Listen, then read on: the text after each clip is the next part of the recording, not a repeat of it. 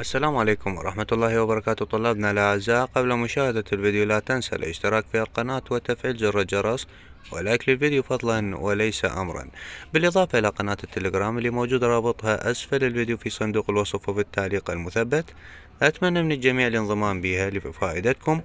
بها أسئلة تخص نصف السنة، بها تخص الأشهر، الشهر الأول أو الثاني، بها هواي ملخصات راح تفيدكم إن شاء الله. أتمنى منكم أن تدعمون القناة، هي راح تكون لفائدتكم. طلابنا الأعزاء، وزارة التربية تعلن امتحانات نصف السنة والامتحانات النهائية للصفوف المنتهية والغير منتهية الدور الأول، والامتحانات التمهيدية لطلبة الخارجين للعام الدراسي 2022-2023 والمراحل الدراسية كافة. بالبداية تبدي الامتحانات الشفهية قبل أسبوع من بدء الامتحانات، يعني ويا الدوام الرسمي راح تكون قبل الامتحانات الشفهية. انت والدوام راح يمتحنوك حال السنين اللي مضت.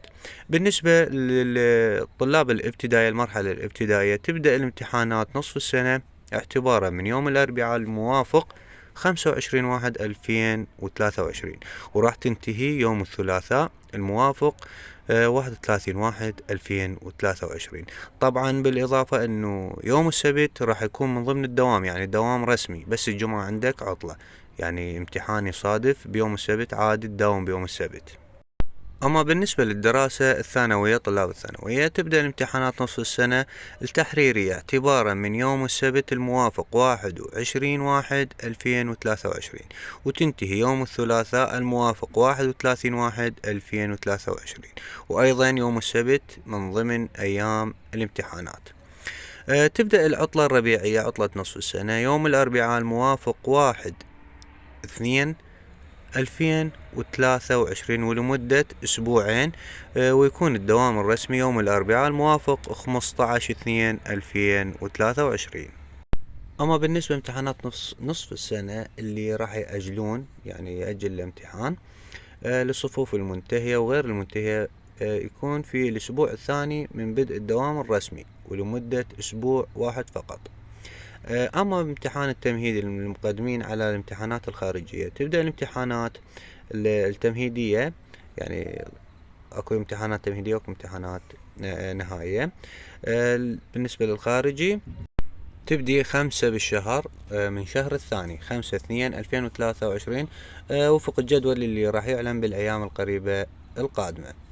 أما بالنسبة للامتحانات النهائية نهاية السنة، أخير السنة يعني، نبدأ بالمرحلة الابتدائية. أيضا الامتحانات الشفهية راح تكون قبل الامتحانات النهائية بأسبوع كامل. بالنسبة للدور الأول تبدي الامتحانات التحريرية اعتبارا من يوم الثلاثاء الموافق 2/5/2023، وتنتهي يوم الاثنين الموافق 8/5/2023، ويكون يوم السبت من ضمن الدوام ومن ضمن الامتحانات.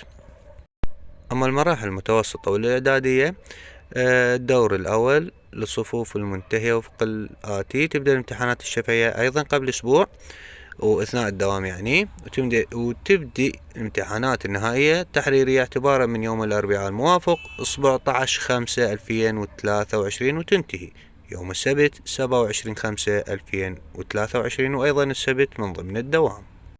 أما بالنسبة لامتحانات البكالوريا فما معلن لحد الآن، فتعلن بالأيام القريبة القادمة إن شاء الله. وامتحان الدور الثاني أيضا يعلن بوقت لاحق إن شاء الله. ولا تنسى الاشتراك في القناة وتفعيل زر الجرس ولايك الفيديو تشجيعا لنستمر.